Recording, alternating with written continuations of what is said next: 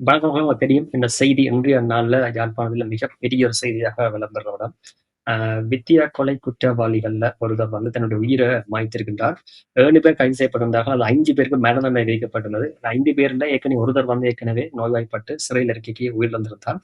அதுக்கு பிறகு இன்று இன்னொருத்தர் வந்து தன்னோட உயிரை வந்து விபரீதமாக முடிவெடுத்திருக்கிறார். விபரீத முடிவெடுத்து அந்த உயிரை மாய்த்திருப்பதாக சொல்லப்படுகிறது. ஜெயக்குமார் 46 வயது. அவருடைய சடலத்தை கூட வந்து அவருடைய மனைவி வாங்க மறுத்திருப்பதாக சொல்லப்படுகிறது. வந்து அடையாளம் காட்டிட்டு அவங்க வந்து போயிட்டாங்க அப்படி. அதாவது தங்களை இதை செய்ய இயலாது, தன்னோட நிலைமை வந்து கஷ்டமா இருக்குது சொல்லிட்டு இப்ப அரசாங்கம் வந்து அரசு செலவிலாம வந்து இந்த அவர் வந்து அடக்கம் செய்யப்பட இருப்பதாக சொல்லப்படுகிறது.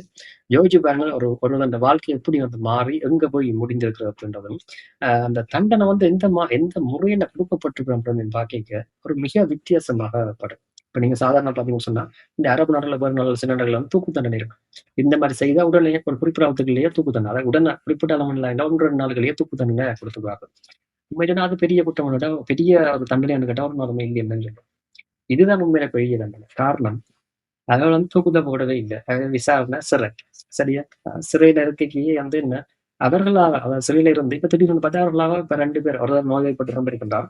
ஒருவர் வந்து உயிர்த்த முடிவு வந்து எடுத்திருக்கின்றார். இன்னும் 3 பேர் வந்து மிச்சமாக மரண தண்டனைக்குரிய அதாவது மரண தண்டனைனா ஆயுள் பகுதியாக இருக்க போய் அப்படி இருக்கீங்க.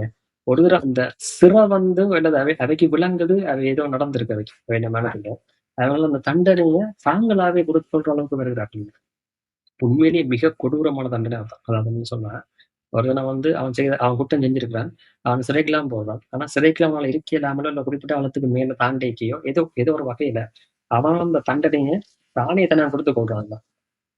அதுதான் உண்மையிலேயே பெரிய தண்டனை. அதாவது கிட்டத்தட்ட ஒரு சவுக்க கொடுத்து தனக்கு தானே அடிக்கிறதா ஒருத்தன் சவுக்கால் அடிக்கிறது பெரிய தண்டனை இல்லை உதாரணத்துக்கு. அதை கொடுத்து தனக்கு தானே அடிக்க அவனை வைக்கிறது தான் வந்து உண்மையில பெரிய தண்டனை. அதுல ஒரு மிகப்பெரிய தண்டனை சொன்னா கிட்டத்தட்ட இதுதான் இந்த மாதிரி பண்றது.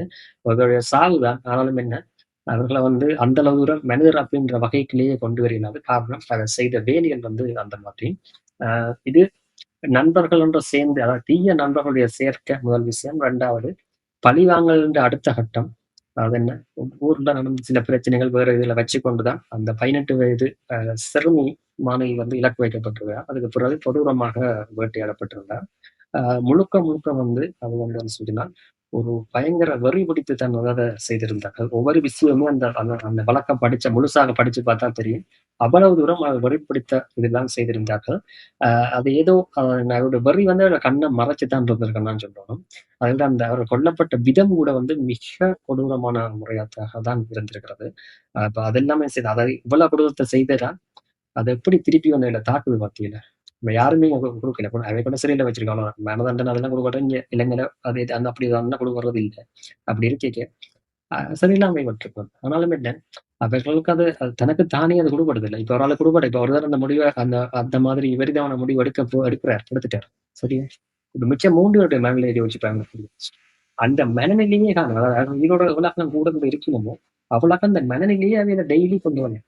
முயன ஒர்க் அது அந்த முயன அந்த மனநில கொல்ல வலிக்கிட்டோம்னு தான் அதை தாங்கினாம தான் வந்து இவர்கள் வந்து அதிலிருந்து தப்புறதுக்காக தான் இந்த மாதிரி விருந்தாவன் முடிவே எடுத்திருக்கிறார்கள்.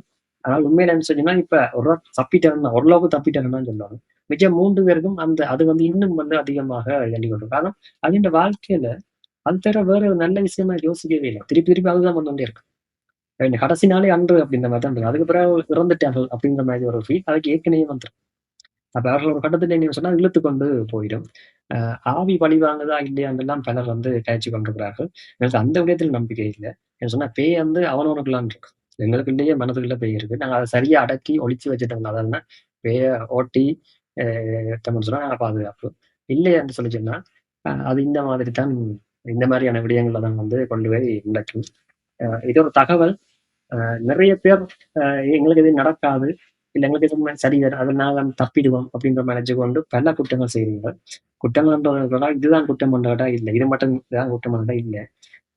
சின்ன சின்ன நினைச்சுதான் பல செய்கிறீங்க. அப்படி ஒன்றும் இல்லை. இந்த சின்ன பெருசெல்லாம் இல்லை. எல்லாமே விஷயம்தான். நீங்க இன்னொரு பிளவிட்டாலும் நீங்க உங்களுக்குள்ளேயே தீர்ப்பு நீதிபதியை வைத்திருக்கிறீர்கள். உங்களுக்குரிய தீர்ப்பு உங்களை வச்சு உங்களோட கையை வச்சு எழுதப்படும் அப்படின்றத நீங்க அதை உணர்ந்து கொண்டாலே உண்மையில இங்க பல விடயங்கள் வந்து சரியாகிறதுக்கும் நாடு வந்து சுத்தமாகறதுக்கும் வாய்ப்பு இருக்கிறது. இதுதான் உண்மையில் இருக்கிறதுல பெரிய தண்டனையும் பெரிய விஷயமும். மிக கவனமாக இருந்து கொள்ளுங்கள். நன்றி.